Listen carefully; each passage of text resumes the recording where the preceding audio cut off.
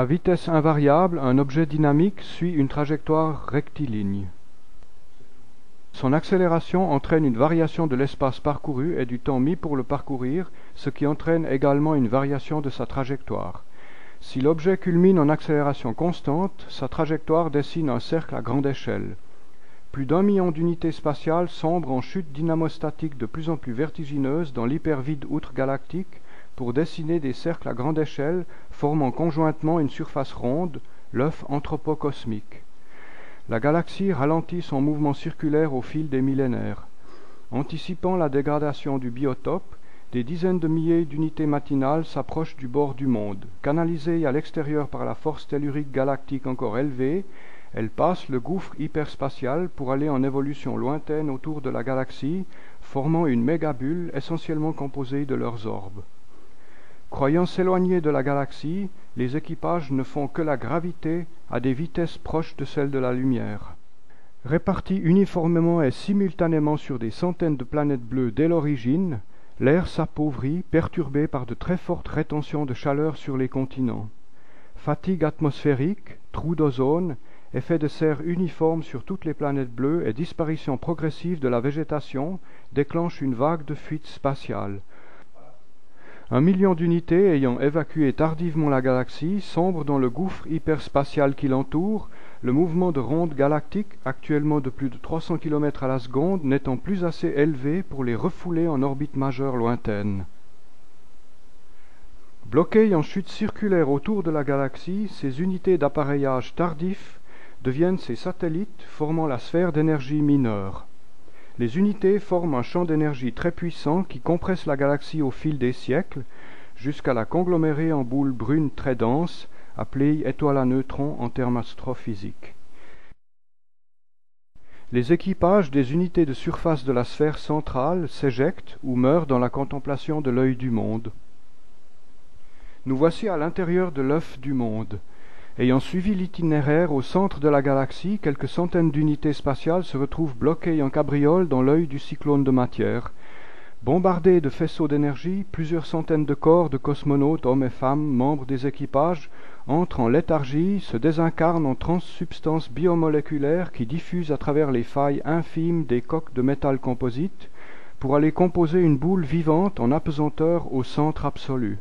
Les derniers géniteurs, génitrices de l'humanité ne sont plus qu'un mélange de corps liquéfiés formant la sphère rose. Après avoir été rechargée en énergie, la tonne de viande humaine irradie la boule brune devenue le cerveau-centre galactique, tête-dieu de la galaxie noire. Chaque élément de l'humanité révolue transhume dans cette tonne de matière biologique, cerveau monstrueux du calamar galaxie. Ne tourne plus qu'une masse ronde en chute dynamostatique circulaire vertigineuse dans le néant. 100 millions d'unités de surface ayant atteint un niveau élevé de rotation, la sphère d'énergie colossale commence à se démultiplier en champ de force rond solaire planétaire. Elle ne cessera de se multiplier en sphères de plus en plus petites, proportionnellement à la diminution de la période de rotation de ces unités de surface. À haute rotation de ces unités de surface, le globe change de couleur, chauffe à blanc. Des sphères minuscules s'en détachent, ce sont les atomes. La pulvérisation de sphères infimes atomiques est captée par les champs de force ronds solaires planétaires qui se condensent en soleil-planète. La ronde de boule en condensation agit comme un fléau, télescopant les dizaines de milliers d'unités de surface de la sphère majeure sur le fond à plusieurs fois la vitesse de la lumière. Le globe gyroscope atteint maintenant sa vitesse de rotation paroxysmique, vire au rouge et génère une nuée de sphères bleues subatomiques. Freinées par la pression barre galactique, les unités de surface du globe gyroscope ralentissent, perdent leur orbite et vont se fracasser contre la couronne noire épineuse de la constellation du Lion. Quelques-unes demeurent en stationnement définitif près du centre galactique, non loin de l'étoile à neutrons. Leur éclat les signale parfois aux missions d'exploration lointaines. Dans chaque boule bleue se trouve une microtonne, réplique infime de la tonne de fusion de cosmonautes, laquelle concentre la mémoire entière de l'humanité révolue. Chaque microtonne jouera le rôle de puce processeuse et pilotera son véhicule bleu subatomique en ronde spirale comme un conducteur ivre, en raison d'un vertige contracté lors de la nutrition en énergie au cœur du globe gyroscope. La myriade de boules subatomiques va submerger les planètes, couvrir la surface des eaux tempérées de l'aube volcanique et composer les magmas dans les alcôves océaniques, soupe originelle d'où remonte la vie sur les continents, réincarnée en espèces supérieures inférieures de la hiérarchie des espèces de la nature. Dès l'immersion en eau profonde, des myriades de boules bleues s'agglomèrent, se conglomèrent au flanc des volcans sous-marins, formant les grappes en spirale qui composent la molécule très longue hélicoïdale désoxyribonucléique. Du globe ne subsiste que son noyau, l'étoile à neutrons, où trône la tonne de substance organique irradiante. Nous sommes dans la galaxie noire. Après y avoir inculqué le mépris de la chair, la spiritualité arachnéenne s'en prend directement au corps. L'idéologie antimatérialiste regroupe toutes les religions pour conduire l'humanité indigène à la guerre solaire généralisée.